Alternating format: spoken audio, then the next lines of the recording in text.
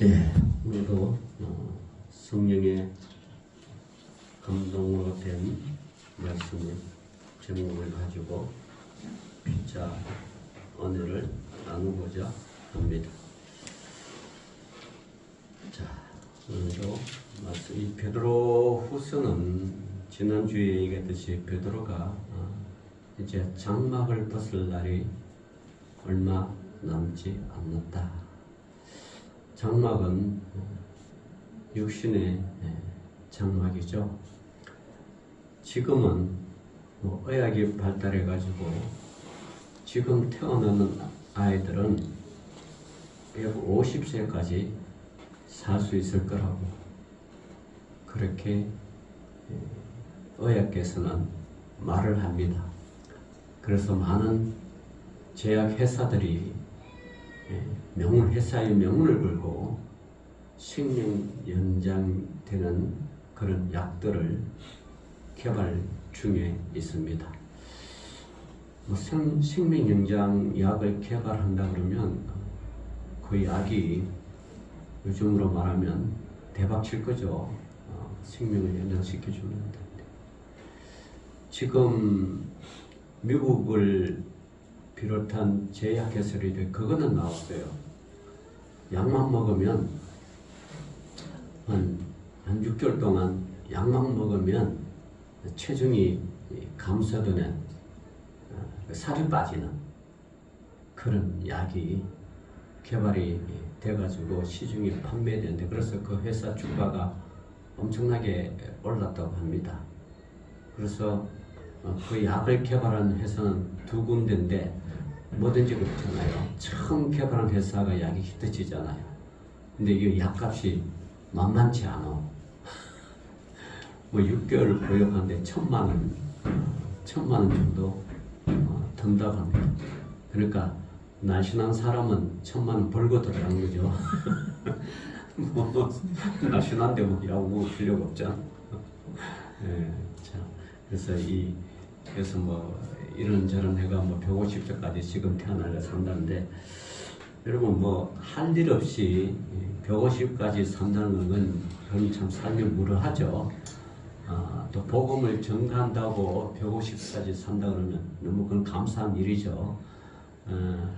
여러분 우리가 가만히 생각해 보면 우리 뭐 50, 60, 70 되면 한국에서는 뭐 늙었다고 60, 70대를 그렇게 이야기할지 모르지만 이것을 복음을 들고 외국으로 나가면 외국에서는 굉장히 인정받고 또 뭐라 그럴까 사랑받는 그런 나이예요. 한번 생각해보세요. 60, 70 돼가지고 생판 모르는 뭐 저 동유럽이나 북유럽 혹시 뭐 터키 같은 투르기라 그러죠. 그런 나라 중동 지역에 가면 아주 환대받는 그런 나이입니다. 더구나 이 중동에는 노인 공경 사상이 있기 때문에 한국에서는 못생기고 시집도 못 갈 그런 아가씨라도 선교사로 파송돼가 저 투르키에 같은 데 가면 그거 되게 신기한 거예요. 왜냐하면 그네들은 눈도 크고 체격도 크고 잘생겼잖아. 우리 눈에. 근데 그네들은 다 그렇게 잘생겼으니까 뭐 다 그런가 본데 우리 같은 한국 동양인자가 키도 아담하고 눈도 작고 이런 게 하면 이게 신기하게 될 거예요. 신기한. 이 상대성 원리죠. 그래서 60, 70 넘었다고 내가 이 나이에 뭐 할까? 그러지 마시고요. 은퇴하고 이러면 참 뭐 하면 재산 다 좀 정리해가지고 선교사로 가는 것도 괜찮은 것 같아. 이게 다 다르잖아요. 환경과 여건이. 다. 그래서 뭐 어느 이렇게 뭐 프로그램에 이렇게 보니까 우리 그 한국 예능인들 보면 외국 사람들이 K-팝, K-문화 해가지고 어떤 특정한 연예인을 가지고 계속 그 관심을 가지고 연구하고 뭐 그들이 나오는 프로그램을 다 하고 뭐 가족 관계 전부 다 알고 있더라고. 그래가지고 그쪽 나라 가가지고 그 연애를 한번 만나고 싶냐? 그러니까 내가 그런 일이 있을 리가 있나? 그럼 만나게 주겠다. 예, 그런 또 그 우리는 뭐 연예인 그러면 뭐 같은 한국 사람이니까 뭐 별로인데 이 외국에는 그 연예인이 상당하게 아이돌 같은 이 우상이 되는 거죠. 평생 만나볼 일이 없잖아요. 근데 그걸 어떤 TV 프로그램이 그걸 이제 프로그램으로 연결해가지고 만나게 하고 뭐 아주 감격하는 그 모습을 예, 어떤 뭐 그런 어떤 프로그램도 있더라고요. 그래서 한국은 우리가 볼 때는 보통 평범하지만 외국에 나가면 특별하구나. 그리고 이 슬로베니아 뭐 이런 옛날에 유고슬로바키아 뭐 이렇게 나오는데 거기 나라가 나눠져 가지고 슬로베니아 이런 나라는 우리나라 서울대처럼 최고의 명문대학에 한국어학과가 상위 3%만 더 간대요. 이 한국어를 배우기 위해서 상위 3%의 성적이 돼야만이 거기 들어가는데, 그러니까 이거 한국어 배운다는 한국어학과가 상당히 자부심 있는 거죠. 그래서 하여튼 뭐 그렇습니다. 우리가 볼 때는 하찮게 보려고 시시하게 보려고 그러지만 이게 외국에 나가면 완전히 가치가 달라집니다. 예, 그렇습니다. 자, 그래서 뭐 우리가 육신의 장막도 그렇죠. 베드로가 육신의 장막에 죽을 날이 얼마 안 됐지만 그러나 그는 끝까지 빛을 발하여 그 하나님의 말씀을 복음 전하는데, 제가 이제 저도 이 성경에 설교를 하고 말씀을 준비하다 보면 수많은 베드로 전후서를 읽었지만 사실 제 개인적으로는 베드로 전후서가 뭐 그렇게 중요한 말씀인가? 뭐 로마서나 우리가 말하는 공간복음, 마태오, 마가, 누가, 요한, 로마서 뭐 이런 것보다는 약간 뒤쳐졌는데, 가만히 제가요 이 말씀을 준비해서 베드로의 이 생애를 이렇게 살펴보면 베드로가 여러분 예수님한테 가장 먼저 부름받은 제자예요. 그래서 수제자라고 그러죠. 그 요한은 예수님한테 사랑받는 제자이기 때문에 애제자라고 합니다. 근데 애제자가 물론 요한을 복음을 기록하면서 요한계시록 뭐 요한 1, 2, 3서 쭉 기록을 베드로보다 많이 했어요. 많이 해가지고 예수님의 그 사상을, 예수님의 그 말씀을 누구보다 그분이 하나님의 아들이라 왜 오신 목적을 쭉 얘기했지만, 베드로는 그런 요한보다는 이게 몸으로부터 먼저 실천하는 사람이라 행동이 빠르기 때문에 때로는 예수님한테 책망도 듣고 뭐 여러 가지 그 꾸중도 듣고 그렇게 했지만, 베드로의 이 삶을 가만히 보면 베드로만큼 변화무쌍한 삶을 예수님과 더불어 산 제자가 없어요.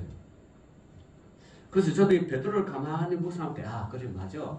베드로가 가장 예수님을 많이 알고 예수님을 쫓아다니면서 예수님의 사상 이런 것을 많이 아는 그런 제자였구나. 그래서 제가 베드로 전후서를 이렇게 하면서 베드로에 대하여 다시 한번 새롭게 베드로 전후서에 대한 눈이 뜨어지고, 얘가 이 베드로 제자가 왜 이렇게 사도가 왜 이렇게 기록했는가.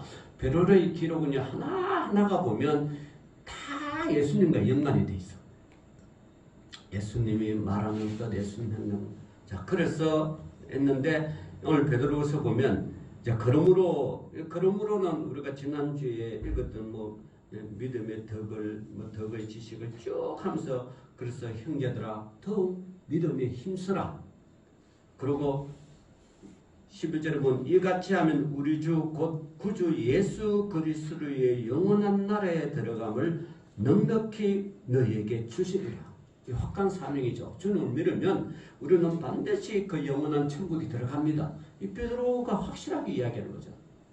그리고 오늘 12절부터 그러므로 너희가 이것을 알고 이미 있는 진리에서 있으나 내가 항상 너희에게 생각나게 하려 하노라. 내가 이 장막에 있을 동안에 너희를 일깨워 생각나게 함을 옳은 줄을 여기노니 이는 우리 주 예수 그리스도께서 내게 지시하는 것 같이 자, 뭘 지시했을까요? 뭘 베드로에게 지시했을까요? 지시한 게 한두 가지가 있어요. 여기는 여러분 요한복음 21장 18절로 돌아가야 돼요. 요한복음 21장 18절에 보면 15절을 보면 베드로가요, 예수님께서 이제 디베라 호수에게 나타났잖아요. 죽으시고 3일 만에 부활하셔서 제자들은 다 흩어지고 할 때 이 베드로가 그래 주님도 없고 삶이 만무하니까 그래 다시 고기 잡으러 가자. 다시 업으로 돌아갔어요. 그때 주님께서 베드로에게 나타났어요. 제자들에다가 얘들아 고기 많이 잡았냐? 그러니까 밤새도록 했으나 고기도 못 잡고 그냥 그렇습니다. 이렇게 할 때 그러면 배 오른편에 그물을 던지라. 이에 던져서나 물고기가 많아 그물을 들 수 없더라. 배 오른편에 그물을 던지라는 이 말이, 이 음성이 베드로에게 들리니까 아, 주님이시구나. 살아생전에 내가 3일 만에 부활하리라는 걸 이 베드로가 이제 실질적으로 이제 그 말씀 기억난 거. 기억나가지고 주님 앞에 가가 엎드린 거죠. 그리고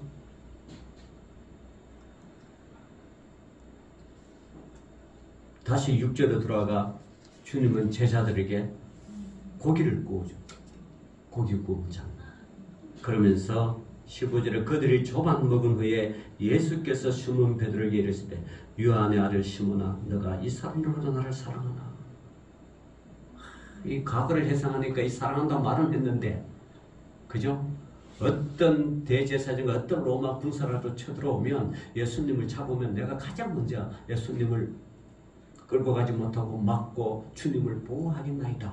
그렇게까지 했던 베드로가 주님은 얘기하죠. 그래? 그러면 감사하다, 좋다 그런 게 아니라 베드로가 이야기하잖아요.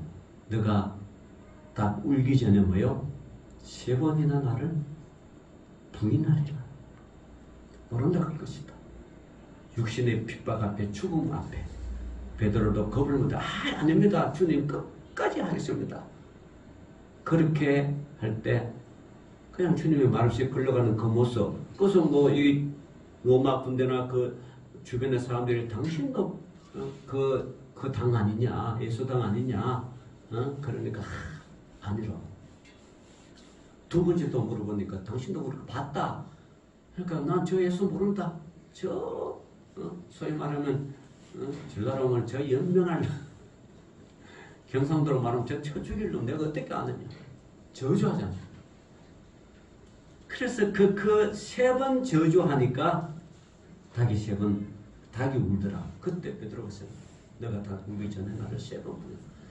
베드로는 죽음의 육신의 죽음 앞에 두려움 앞에 완전히 무너졌죠. 그걸 다시 예수님이 회상시키는 거. 너가 나를 사랑하느냐?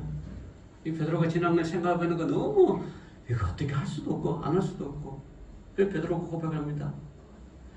내가 주님을 사랑하는 줄 주께서 아시나이다. 그러니까 주님이 그럼 내 양을 먹이라. 또 두 번째 요한의 아들 시몬아 너가 나를 사랑하냐? 그럽니다. 내 양을 치라. 또 17절에 보면 세 번째 이르되 요한의 아들 시몬아 너가 나를 사랑하냐 하실 때 세 번째 너가 나를 사랑하시다 베드로가 근신하여 이르되 주님 모든 것을 아시오 내가 주님을 사랑하는 줄을 주께서 아시나이다. 예수께서 이르시되 내 양을 먹이라. 그때 예수님께서 요한복음 21장 18절 이렇게 말하죠. 내가 진실로 진실로 너에게 이르노니 너가 젊어서는 스스로 띠뛰고 원하는 곳으로 다녔거니와 늙어서는 내 팔을 벌리리니 남이 내게 띠뛰고 원하지 않은 곳으로 데려가리라. 베드로에 대한 예언이죠. 그래서 베드로가 나중에 복음을 들고 로마 전역을 다니잖아요. 이 예언대로. 자, 그래서 그것이 오늘 베드로후서 2장 14절에 이는 우리 주 예수 그리스도께서 내게 지시하는 것 같이. 요 말씀이에요. 과거를 회상해 보니까 주의 복음을 들고 원하지, 젊었을 때는 원하는 대로 갔지만 늙어서 너가 원하지 않지만 내가 뜨고 다 당일이라. 그걸 지금 베드로하고 회상이 되는 거예요. 그러니까 제가 서두에 말죠. 주님만큼, 베드로만큼 주님을 아는 사람이 없잖아요. 첫 사랑, 첫 제자. 자, 그러면서 나도 나의 장막을 벗어난 것을 임박한 줄을 안다. 이제 곧 죽을 날이 다 됐다는 거죠. 이 장막. 요즘 말하면 임시거처라는 거죠. 임시거처. 아파트 짓기 전에 뭐요? 사람들이 딱 몰려와가지고 모델하우스를 보여주죠. 이렇게 짓겠다고. 타일은 넣었던 거, 뭐 싱크대는 넣었던 거, 벽지는 넣었던 거, 뭐 바닥은 넣었던 거, 이 평형은 넣었던 거 그대로 해주겠다. 그거 모델하우스 여러분 나중에 뭐 모델하우스 그 저기 뭐야 아파트 청약 같은 모델하우스 그럼 그거 다 찍어 놓으세요. 동영상으로. 그거대로 해주는 거. 그거대로. 만약에 그게 뭐 품절됐다 그럼 그거보다 더 좋은 걸 해줘야 되죠. 그죠? 그걸 다 찍어 놓는 거예요. 그게 모델하우스. 그러나 모델하우스도 아파트가 완성 다 되면 어떻게 돼요? 철거돼요. 그게 육신의 장막이라는 거예요. 우리가 이 육신의 장막이란 거는 임시 거처, 모델하우스, 우리도 우리의 생명이 다 끝나면 우리 몸은 철거되는 거죠. 진짜 아파트가 보이는 거예요. 진짜 아파트를. 우리는 철거되면 우리의 영혼은 어떻게 해요? 진짜 주님이 대망하고 악망하는 여러분이 그렇게 가고 싶은 나라, 하늘 보좌에 주님 나라 들어가는 거죠. 그래서 베드로도 그걸 나의 장막을 벗어날 줄을 임박한 줄을 압니다. 죽을 날이 곧 다 됐다는 걸 알아요. 자, 내가 힘써 너희로 하여금 내가 떠난 후에라도 어느 때나 이런 것을 생각나게 하려 하노라. 그러면서 베드로 후서를 기록한 거예요. 내가 떠나라도 복음이 주님의 말씀이 너희들에게 생각나게 하려고 내가 이 뭡니까? 글을 적는다. 자, 우리 주 예수 그리스도의 능력과 강림하심을 너에게 알게 한 것은 교모히 만든 이야기를 따른 것이 아니요 우리는 그의 크신 위엄을 친히 본 자라. 이때만 해도 이단 사상자들이 주님은 하나님의 아들이 아니다, 가짜다, 막 이런 여러 가지 했지만 우리가 베드로를 비롯한 제자들이 그의 위엄을 친히 봤잖아요. 변화산상에서 그분이 직접 변한 걸 봤잖아요. 그죠? 이게 어떻게 해요? 마태복음 17장 1절에 보면 나오잖아요. 한번 볼까요? 마태복음 17장 1절. 우리는 이 성경을 찾아봐야 됩니다. 자, 그러니까 엿새 후에 예수께서 베드로와 야고보와 그 형제 요한을 데리시고 따로 높은 산에 올라가셨더니 그를 앞에서 변형되사 그 얼굴이 해같이 빛나며 옷이 빛과 같이 휘어졌는데 그때에 모세와 엘리야가 예수와 더불어 말하는 것을 그들에게 보이거늘. 변화산성에서 예수님이 정말 해같이 빛나는 그 웅장하고 위험 있는 얼굴을 베드로가 봤어요, 안 봤어요? 봤다는 거예요. 여러분, 주님의 그 능력, 그 주님의 변한 형상을 보니까 사람이 일평생 이게 베드로에게 남는 거예요. 주님이 그런 분이구나. 이게 여러분 계시록에도 그대로 해같이 빛나는 그 응? 옷이 막 빛이 막 나고 휘어져. 자, 그래서 베드로가 너무 감탄해가지고 베드로가 예수께 이제 저우되 주님, 우리가 여기 있는 것이 좋사오니 만일 주께서 원하시면 내가 여기서 초막 셋을 짓되 하나는 주님을 위하여, 하나는 모세를 위하여, 하나는 엘리야를 위하여.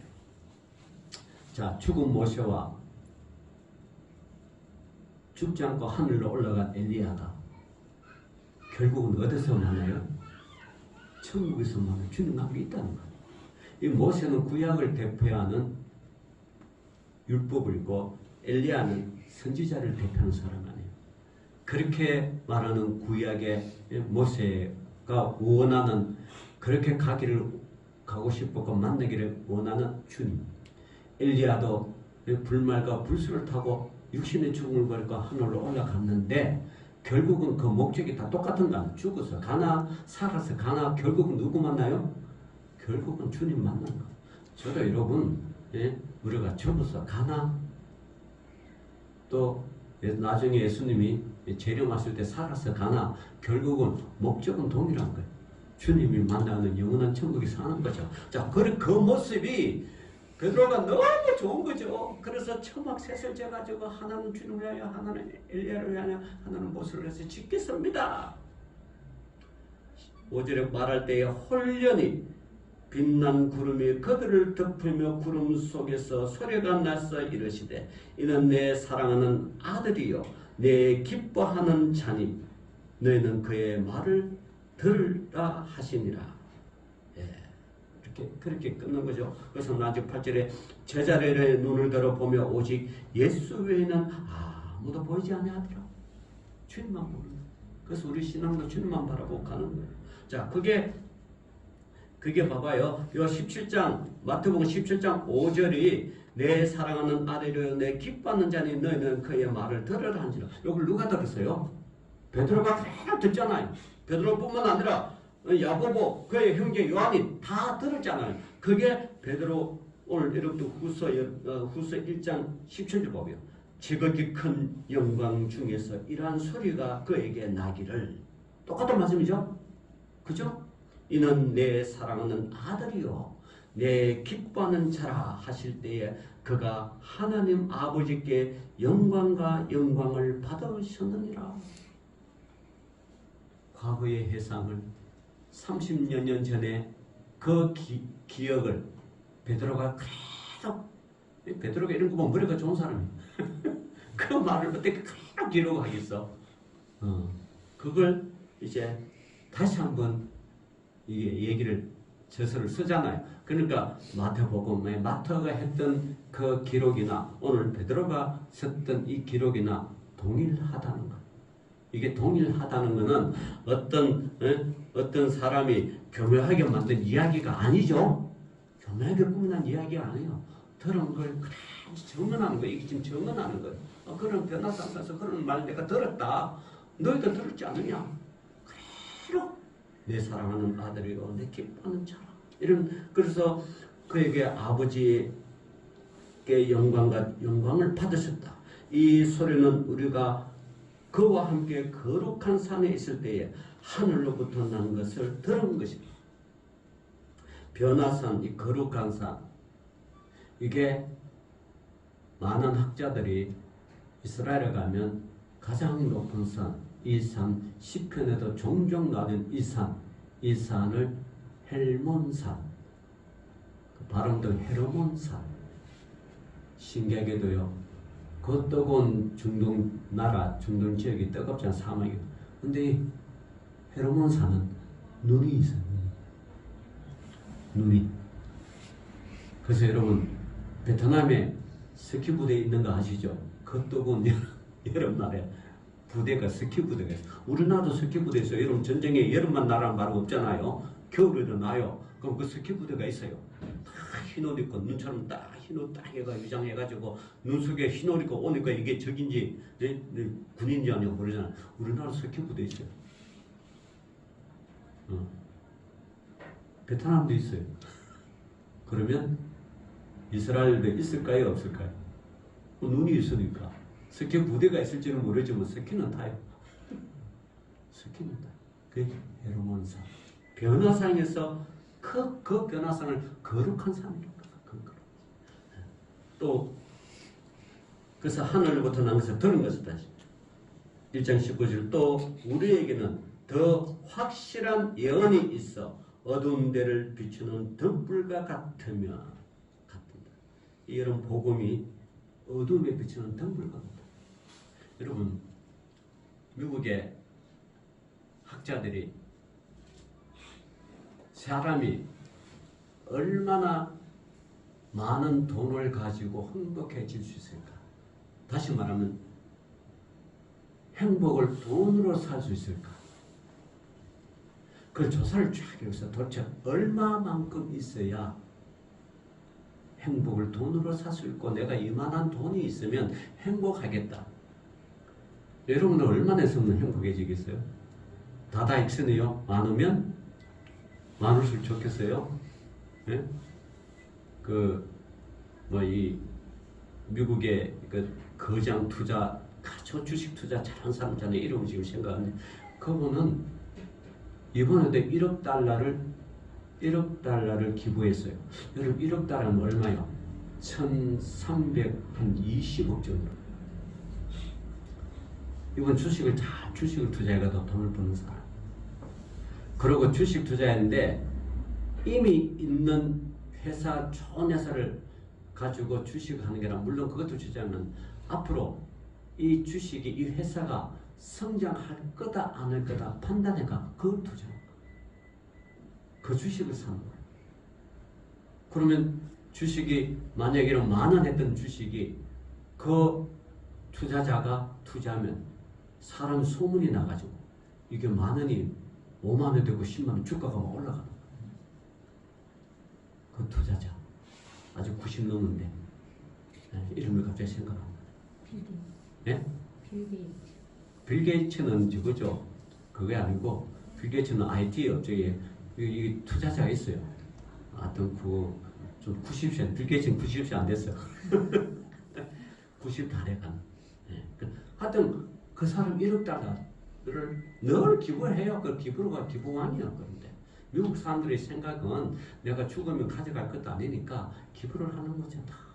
자, 그래서 미국의 젊은이를 상대로 도대체 얼마나 있으면 행복을 돈으로 사서 내가 이만큼 돈이 있으면 행복하겠다 인생에 평균을 딱 나눠봤어요. 6억 5천만 원. 평균은 6억 5천만 원 정도면 사실 여러분 사실 6억 5천만 원 아파트 한 채 값 서울 같은 경우는 아파트 하나 30억 20억 30억 하는데 아파트 값이었지만 그거는 그거대로 돈을 가지고 있는 거. 그죠? 전 재산을 이야기하는 게 아니라 내가 이만한 돈만 있으면 행복해지겠다. 그게 6억 5천만 원.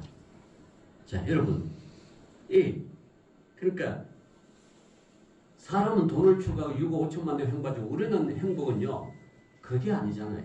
우리의 진정한 행복은 예수 그리스도를 내 마음속에 내 구주로 믿고 그와 더불어 생활하는 것이 이게 행복이 아니겠어요? 여러분 예수 믿는 게 행복이에요. 돈 많으면요 돈 지키려고 힘들어요. 어디에 쓸까 힘들지만 예수와 함께 동고동락하는 게 이게 우리의 진정한 행복이죠. 여러분 육신에 6억 5천 가지고 이거 쓰고 저거 쓰고 세계 여행 다니면 뭐합니까?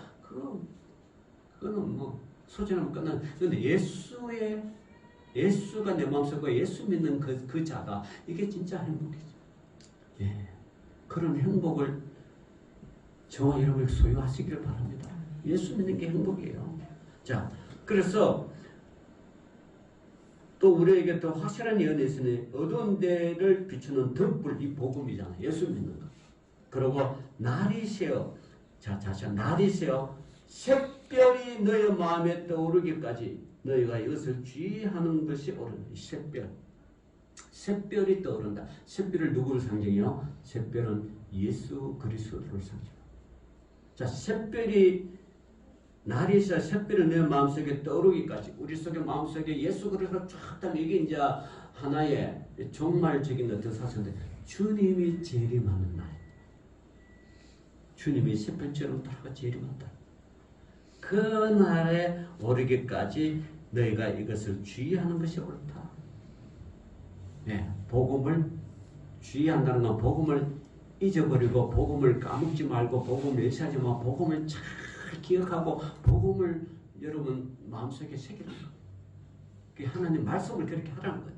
자, 그러면서 20절이 나오는 거예요. 자, 먼저 알 것은 성경의 모든 예언은 사사로이 풀 것이 아니니.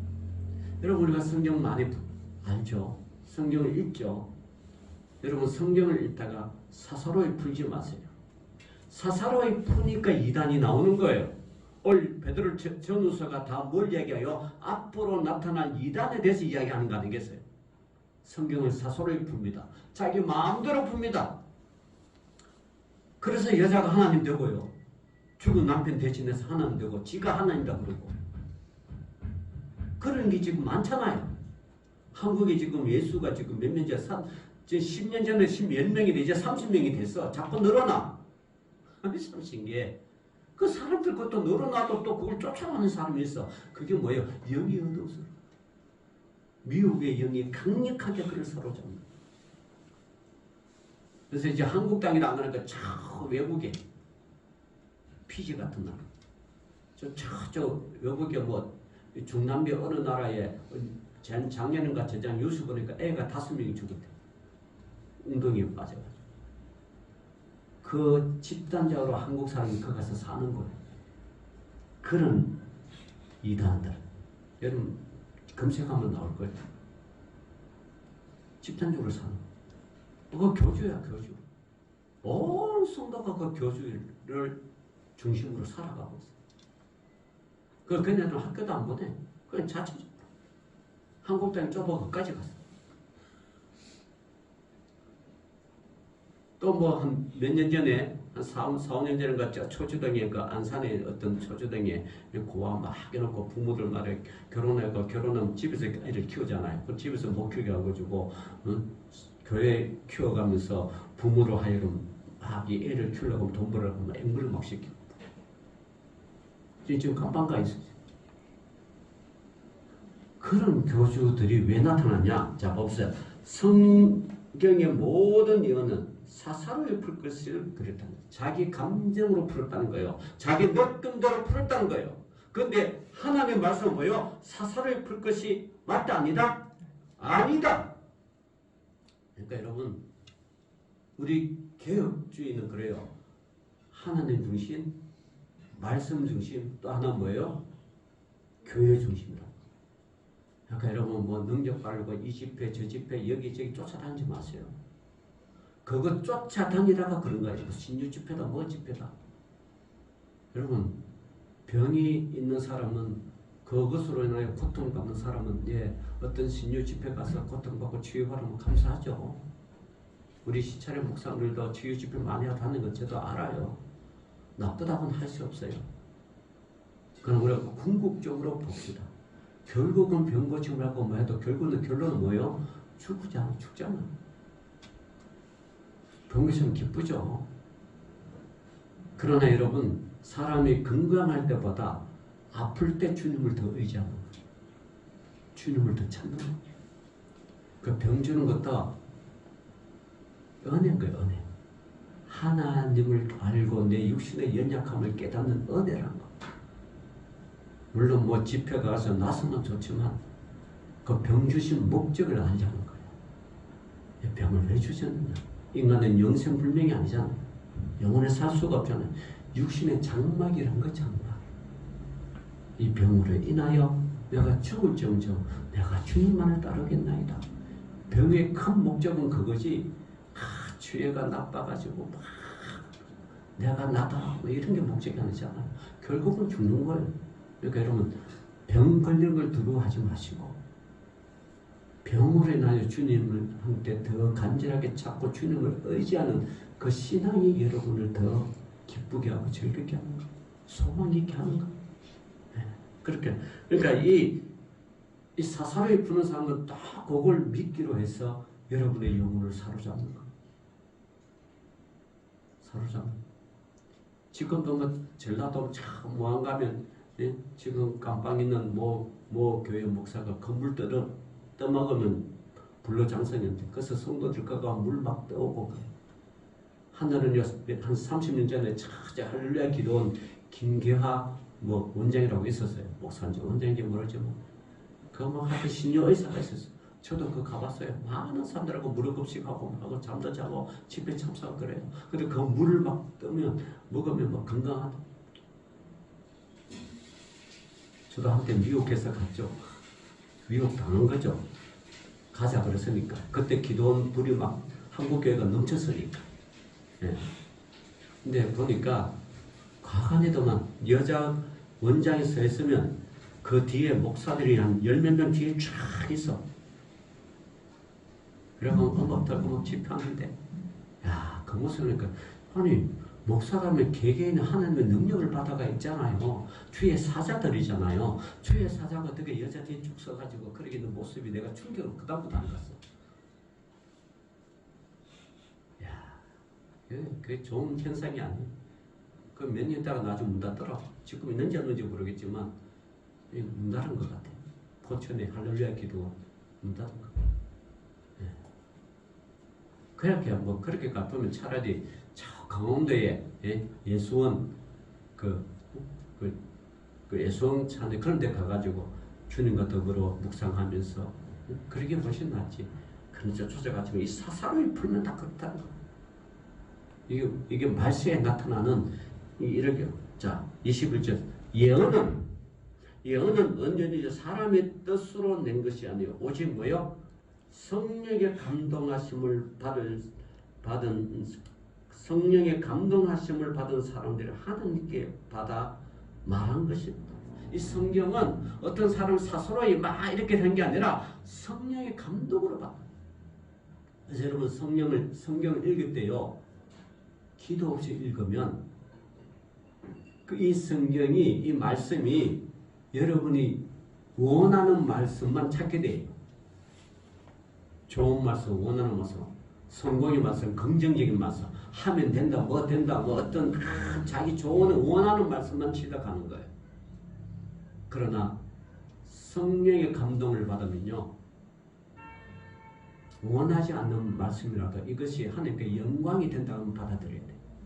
아시겠어요? 여러분, 저도 뭐 말씀 뽑기 하는데 해마다 많은 사람들이 말씀 뽑기 하는데 그 말씀 봐봐야 하나같이 좋은 거지. 자, 여러분, 좋다고 아이들에게 좋아하는 것만 달콤한 것만 좋은 것만 자꾸 먹이면 어떻게 돼요? 건강 망치는 거예요. 먹기 싫어도 맛이 없어도 아이에게 주는 부모가 그게 진정한 부모. 하나님 말씀은요, 내가 순종하기 싫어도 나한테 좀 뭐가 좀 유익이 안 돼도 그게 하나님 말씀이면 그걸 받아들이는 거. 심지어 죽음조차도 주님의 영광이라고 받아들이는 거. 그게 성령의 감동으로 된 거. 근데 오늘날 많은 한국교회가 말씀 복귀하는 거 가만히 보면 전부 자기한테 좋은 말씀, 달콤한 말씀. 그런다 그게 나쁘다는 건 아니에요. 그러나 우리는 사람이 서 있으면 좌도 있고 우도 있어 건강한 사람이지 오른쪽만 있고 왼쪽 없으면 이거 뭐예요? 이거 안 되잖아. 근데 왼쪽만 있고 오른쪽 없으면 이것도 안 되잖아. 균형을 맞추는 거예요. 균형을 맞추는 거예요. 그래서 여러분 성령의 감동으로 하나님의 감동으로 성령의 인도함과 지도하심을 받아서 성경을 보라는 거예요. 그래야 이단에 안 빠진다. 사설을 풀면 그 이단의 교수는 사사로 자기가 다 풀고 다 하나님 되고 자 성령 되고 자 자기가 재림이 쓰고 되고 다 그러잖아. 그걸 베드로가 경계함으로 경계. 그래서 이 베드로 후서를 만드는 거예요. 그래서 만들 것보다 그래서 서서 신앙을 유지하는 제자들에게 이걸 읽어라. 그래서 모든 성령은 성령의 감동을 받아 사람들이 하나님께 받아 말한 것임을 알아야 돼. 그러니까 사설의 성경 풀면 안 돼요. 하나님의 말씀대로 성령의 지도와 인도하심으로 성경을 잘 읽으시고 그분의 뜻대로 사는 것이 진정한 목적이다. 그분의 뜻이 뭐요? 하나님께 영광이다. 오늘 여러분 하나님의 영광에서 살아가는 저와 여러분 되시기를 주 이름으로 축원합니다. 기도합시다. 하나님 아버지 감사합니다. 먼저 할 것은 성경의 모든 예언은 사사로이 풀 것이 아니니 예언은 언제든지 사람의 뜻으로 낸 것이 아니요 오직 성령의 감동하심을 받아 사람들이 하나님께 받아 말하는 것임이라는 이 말씀 우리의 말씀이 되게 하여 주옵소서. 예수님 이름으로 기도 올리옵나이다. 아멘. 아멘.